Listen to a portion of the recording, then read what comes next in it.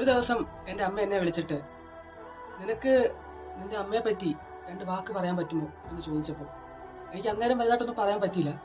പക്ഷെ ഞാൻ പിന്നെ ഇരുത്തി ഒന്ന് ആലോചിച്ച് നോക്കിയപ്പോൾ ഈ ലോകത്ത് എന്നെ ഞാനെന്ന വ്യക്തിയായി കണ്ടത് എൻ്റെ അമ്മയാണ്. എൻ്റെ ഏതൊരു മോശാവസ്ഥയിലും എന്നെ ഇങ്ങനെ ചേർത്തു പിടിച്ചത് എൻ്റെ അമ്മ മാത്രമാണ്. അമ്മയുടെ സ്നേഹം മറ്റാർക്കും പകരം വെക്കാൻ പറ്റില്ല, മറ്റാർക്കും തരാൻ പറ്റില്ല. So I am really love you അമ്മ. മാത്രമല്ല, എത്ര വെറുപ്പിച്ചിട്ടും എത്ര കുറ്റം പറഞ്ഞിട്ടും എത്ര വഴക്കുണ്ടാക്കിയിട്ടും എന്നെ വിട്ടു പോകാത്തത് എൻ്റെ അമ്മ മാത്രമാണ്.